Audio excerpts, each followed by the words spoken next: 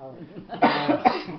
So we're continuing the Sefer Mareh Yaakov, and as we've been doing before, we're going to go to Parshat Shavua and try to find examples and see what perhaps the Parish would have done with these particular words and their association with their notes. So this week we read Parshat Korach, and in Korach we find a rebellion against rule by what Moshe is interpreting, and we have two groups who come to say that they have a particular claim that what Moshe's leadership is perhaps not valid. We have Korach, Datan, and Abiram, and we have the other 250 people who join together and say they might have a claim as well. Because they're from Reuben, the first presentation is that Moses tries to negotiate with them and then slowly sees that they are not even willing to negotiate. So he proposes a test, and we have to take the test in context. We know that the story of Aaron's sons and bringing a strange fire has already happened. So we know that the consequence of bringing Ketoret in a manner that is not prescribed is something that can be punishable by death. So we find something very interesting. Moses proposes a test, Zot asu, this is what you do, Chulachem machtot, and we're going to focus on the words machtot, the censers, the things that they put the Ketoret in. And the first time we find the word, it's with a katon, with that two dots on top of it. So what test does he propose for them? He says, you've got a choice here. You're either with me or against me. This is a life or death choice. He's giving them two choices, two dots. Either you're with me or you're against me, or he's saying this choice is life or death. So again, we have that first word machtot with the emphasis on the fact that it is an A or B choice. And the next time we see again this word machtot being mentioned is a few psukim later. I'm sorry. So that one was Perek Tet Zayin Pasuk Vav. If anybody wants to look it up later, or anybody who's reading the text. What do you mean the shorsh is? And the shorsh shorsh of the mem is not part of it. Yeah. Chet and tav. The chiteta. It's to we know that Ketoret has no chatat would have it not with a tet. So I'll have to think about it. Yeah. So when again the next day comes and they're asked to do the test, we know that holding the machta is going to be the sign that they've accepted the test. This is going to be the thing that stands. This is the thing that's important. So what note do we think machtato is going to come with? Something that stands by itself and emphasizes the word. Revi'i. Ukhu ish machtato, with a revi'i. It's going to stand by itself. It's going to emphasize the word. The machta is going to be the sign of what is going to happen. And and you should put the Ketoret on it. And you're going to put in front of God each person his machtato. This is what's going to make up your choice. So what note is it going to be? It's going to be either A or B. It's going to be the katon again. Ish machtato with the katon. 50 u'matayim machtot. 250 machtot. This is the balance. This is where the thing is going to hinge on. What note is it? Et nachta.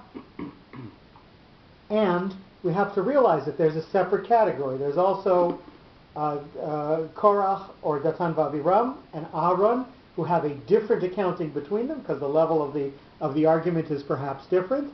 V'ata v'Aaron ish machtato. Sof pasuk. So this is going to settle the argument. The argument is going to be finalized with settling that dispute as well. And finally, Vayikchu ish machtato, each of them accepted the challenge, took their machta. Again, Revi'i stands by itself. It's the test.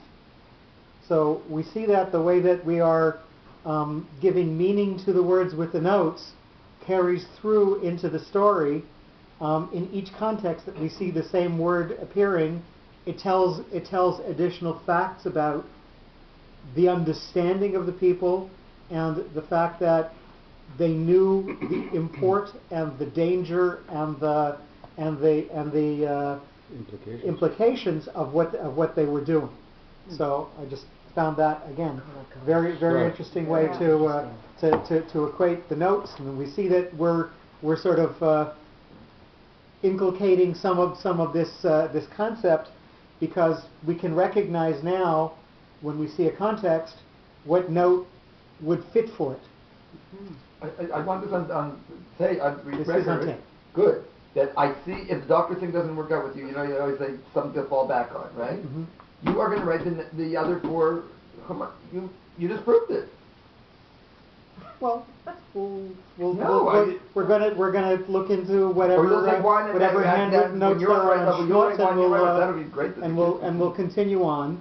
I think as we continue to go through, we will all gain more depth, and we will decide at the end of the project how it carries on, whether we just archive all of this or whether we try to continue to write the Perush as a group together.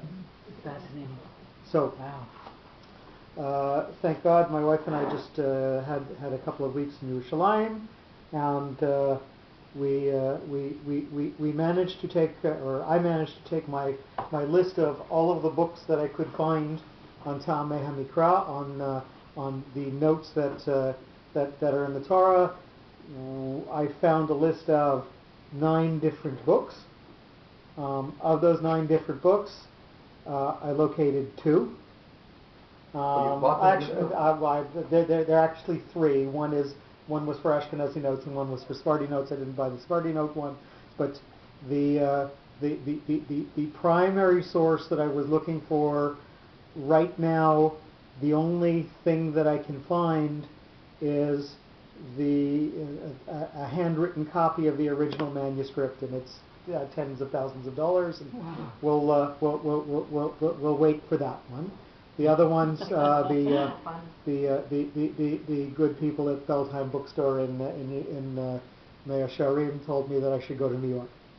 But for that one, the other books on the list, they said no, and suggested that I go to New York to source them out. So there are also a number of publishers who apparently take out of print books, and for a fee will try to get you replicas of those, and I am looking into that as well for several of them. The main books that seem to be quoted again and again and again are Minchat Shai, and Minchat Shai I've been quoting some of the stuff for you before because I already have that together with the tikkun that I read from. There is one that's called Tuv Ta'am, and that seems to be the other older source on this. It means goodness of the note, but it's or to sing something well. And the quote there is from a pasuk in Tehillim, Tuv Ta'am B'Da'at Lamdeni. This also comes into the Rosh Hashanah Yom Kippur Rosh Hashanah Yom Kippur davening. Right. You should teach me to have the goodness of the way that things are enunciated. Ki b'mitzvotecha hamanti, because I believed in your mitzvah. So that's the pasuk from Tehillim, and again it appears in the Rosh Hashanah Yom Kippur davening. The second book that they quote quite frequently is something called Sha'arei Zimra, the gates of how to sing it, or of how it's sung, and the third one, when I come across it, I'll tell you what it is again. This is a gentleman who has tried to collect what he feels are the most salient points in all of those books and put them together. And this sefer is called Ta'amei HaMikra. And again, he does it in a very organized fashion. And I think what we'll do is perhaps each week we'll go over one or two paragraphs in this book as well as an introduction to our session. So he defines the names of each note, the position of each note, the style in which it's read, how it causes pauses in a sentence, how it emphasizes or de-emphasizes syllables, how it will change vowelization. So he tries to really be quite thorough in his description of the notes. And as we said at the beginning of this series, that there is a separate set of notes for Sifrei Emet, for Eov, Tehillim, and Mishlei.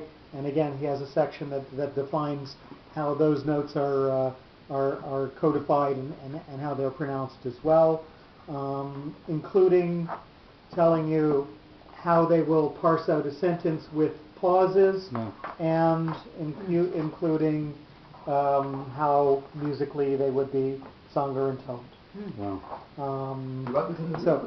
This one, yeah. So just as a point at the beginning, we have to realize that there are different nusachim, there are different styles based on where people have lived, and yet the shape of the notes is exactly the same. The names of the notes do change, and I will hand out to each and every one of you, and we'll perhaps try to attach it to the file that we're sending the video together with a copy of this, so that people there will benefit. And You must have been such a thrill to find this book. so this is actually not from him, but this is just from my tikkun. But yeah, this was a true find. It was a good challenge.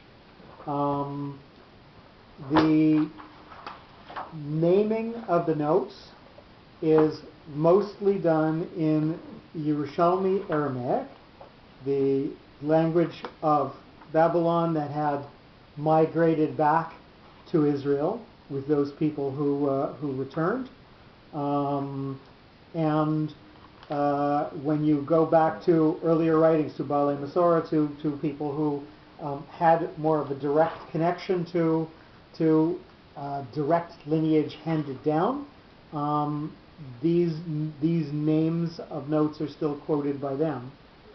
Some of the notes are called by their because of the way that they're shaped, darga, looks like steps, and some of them are named on the way that they are sung. Revi'i, we said, had that downwise step, probably in 4 sections.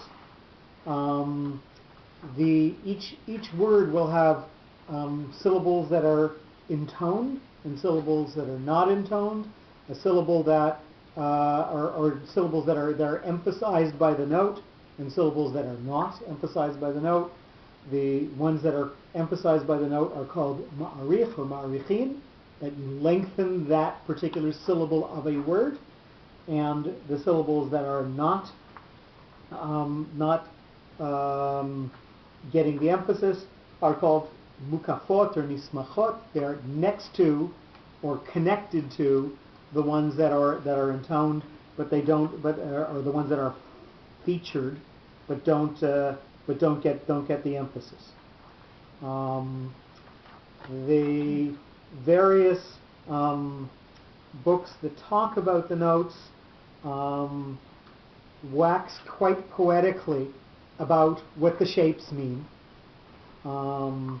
They tell us that these are from the uttermost secrets that are in Torah, and we will perhaps when I do get a firm commitment from someone to learn Kabbalah with me, because there are sections there that go over why zarka is shaped like zarka, why klisha is shaped like klisha, but I'm not going to give that over until I have learned it appropriately with someone. We had said before that the categorization of notes falls into two major groups. One are called milachim, kings, and the idea is when the king comes, you have to stop in his presence. So there are notes that stop the flow of the reading. And then there are mishartim, there are ones that serve, that lead up to something that's going to stop you, but continue the flow in and of themselves. Sorry, can you go back? The first one is milachim, melech, so kings, right. and the other is servants.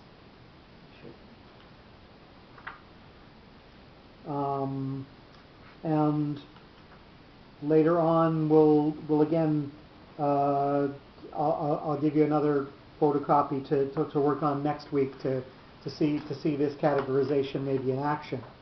So we're going to stop. We're going to start with perhaps one of the most understandable mishartim. Most understandable ones, sof pasuk, the end of the sentence. So lifsok, to stop, so this is the end where we stop. And we have to realize Torah is written word, with equal spacing in between the words. Mm-hmm. So knowing that you're going to stop at that place is something that's Masorah, something that's given. And saying that it's the end of a sentence in English doesn't quite define sof pasuk. This is the end where we stop, where we have a stop. So you have to realize, in something that goes word, you're defining it. This is the end where we're going to stop. So it's not, pasuk doesn't really mean a sentence. It means a place of stopping. You have to realize that.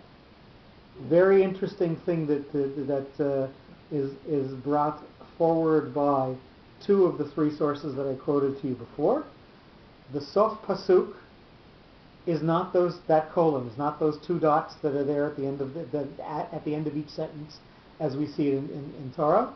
You'll notice at sof pasuk there's always an accented syllable. There's always a meteg that tells us this is the syllable that's going to get the accent. So we'll bring out a sentence. Maybe we'll go in the Sefer here. So where were we? Where had we stopped last time? Can anybody remember? Parshat Noach.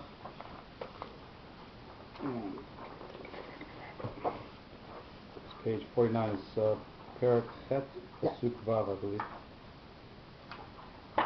So we're in the Noach section, page 49. So we're just going to look at number 10, at the last, the pasuk, chapter 8, verse 6, the last word, asa. So we'll notice under the sin, there is a line that tells you that that word is emphasized, and then at the very end of the word there's a colon. And in fact, what the primary sources tell us is the sof pasuk is that line underneath the sin. Really? That's telling us that's where the accent is going to be. The colon was something that was added later for emphasis to make sure that there is a stop there. Some of the poskim on halacha of reading say that if you do not stop properly where the Torah says the stops are supposed to be, then your reading is incorrect and you have to do it again. No. So these were added for emphasis, but they are in fact not the sof pasuk. Sof pasuk is just that little line that's underneath the C in there. Cool. So we have seen a psik in other so we situations see, where it's it's not a a psik, but a metek. We see metek. this symbol emphasized elsewhere, and while we're going later on when we're going over, we will go over the reasons that there are metek. There are 3 or 4 mem, tav, gim. Bottom left on But so it's related to tagim. those things. So all the we time, have to 'cause realize is probably not at the funny. end, at the end of a sentence, quite often we will change the vowelization and the pronunciation of a word. So Damasek becomes Damasek. The names, Right. even names of places will change. So everything will in fact take on a different character at the end to again emphasize the fact that that is where we're stopping. Or Gapin. Or Gafen as opposed to Geffen. So again, that is something that leads us to the idea that there is a full and complete stop there. Actually, pasuk sounds more like hefsek, so it's a pause more than a stop. Actually, got sword is more like stop. But so this is the end of where we're stopping. This is the Well, end of our pausing, pause. Yeah, the end of the pause. Et nachta. Remember, that's the note that comes in the middle of a sentence, and we've said that that's a stabilizing character, and maybe goes something up. Nikra gam choneh. It's also called a place where you're parking. Chaniya shel hapiska gdola b'toch hapasuk. This is where you're literally where you're parking. The biggest place in the middle of a sentence. It also has another name, schufei, and he doesn't define that. Okay, I'm sorry, he does define it. It's called a schufi, based on its shape. And what does that mean? This is Aramaic, and we have in Gemara Beitza it says schufei kasa, the glass that's turned upside down. What do you do with a wine glass when you turn it upside down? You get a shape like this, and the part from the handle. So that's what it is, called schufe, because it's an upside down wine glass. Schufe means what? Turned inverted. Like hafuch. Hafuch in Aramaic. Klomar kos hafuch. Schufe, and what's the other word? Kasa. Kasa. Kos. Mhm. Kasa. Yeah.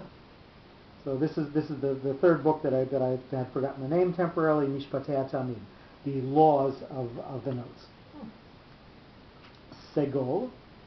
So Munach Sarka, Munach Segol is a combination. Segol is also the sound that you get under a word. And Tsurato, its shape, Hafucha mitzurat hanekuda anikret gam kein Segol. It's the exact turned upside down of the vowel that's called Segol. So again, segol in Hebrew also means triangle. So it's three dots in a triangle shape.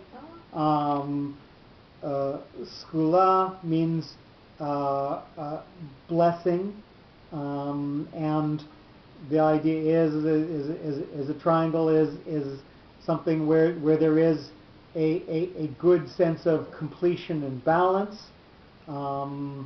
So they, again, when there's completion and balance, there's blessing. So all of those three have the same root.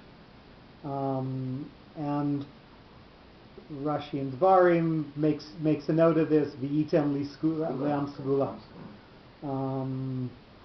Segol, purple, it's a sign of royalty. Again, we'll add for the tape that segol, purple, is the color of royalty, which is supposed to be the epitome of the Yam Segula. Shalshelet. One of the notes is a Malachim. The Segol is one of the Malachim, right?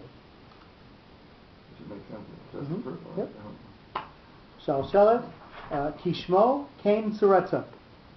That it is tripled. And also a chain. And that it's also in a chain. So again, the name is named after the particular shape of the note. The gam nikra, or the sound in that case, because it's a chain of notes. Three times. The gam nikra marim, with an ayin. It's something that ra'am is thunderous. It's something where you're going so it's a note that is going to really echo and resonate. So again, shall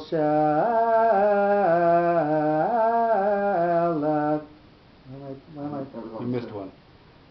Okay, in any case. You're not going to have practice with that. It's only 4 times in the year. Kain yesh lo kol ra'am. So it has a thunderous voice. V'gam nikra shari sheperusho b'shel Arami hatchala. And it's also called the beginning, the Aramaic name for the beginning, because it usually comes at the beginning of a sentence. Shall Shalom?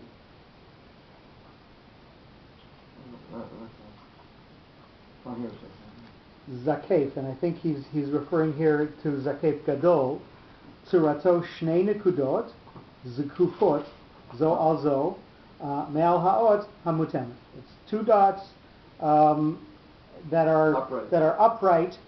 So Zakuf means like an erection. It's true. Means erect. And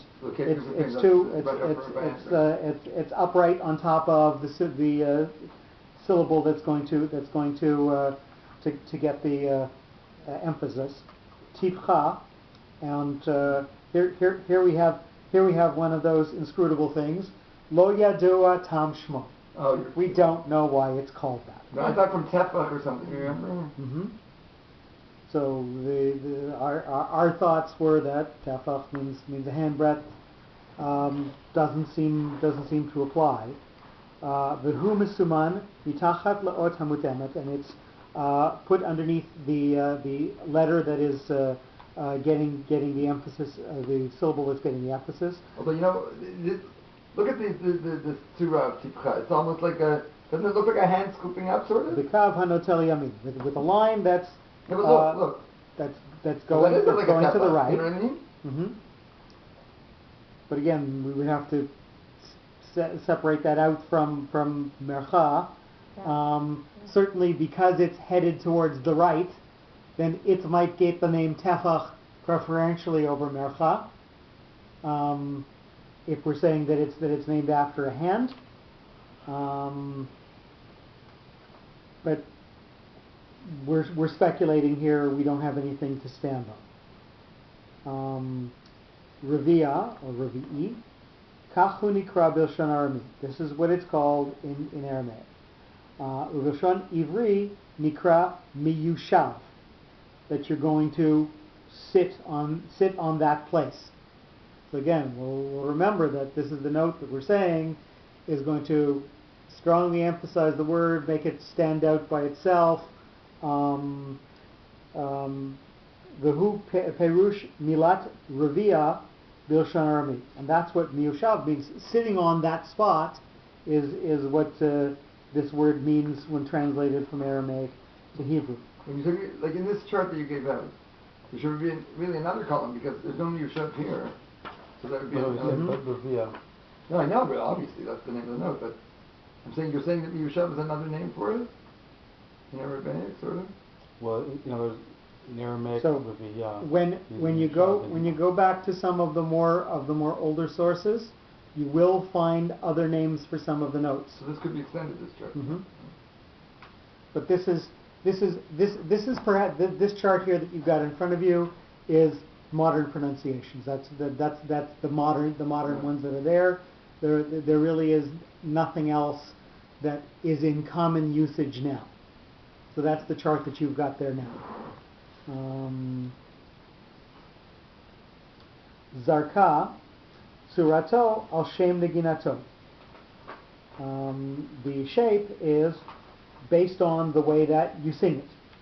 V'kein hu nikra al Shem Surato, and it's called because of its shape.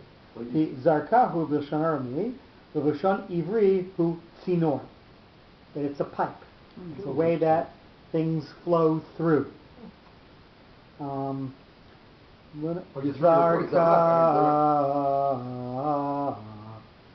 flowing from the one idea before to the one idea afterwards, and you're just going along with the flow as with the waves up and down as you go through the note.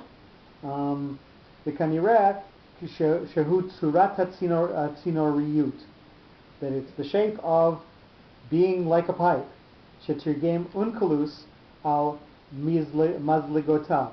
Unkelus, when he's talking about the various tools that were used for the Mishkan. One of them is something that allows you to have things flow onto the altar. Also with the shulchan, the piping, which to keep the loaves fresh. That was a piping system. And one is called Mizrakotav, isn't it? Manyikotav and Mizrakotav. Mizligotav. That's like a fork, mazlik. No, but the word is zarka. So is in the Mishkan, is there a Mizrakotav also? Yes. Yeah. So that would go with the name of the note here. Mazreik. Again, he's saying that it doesn't come from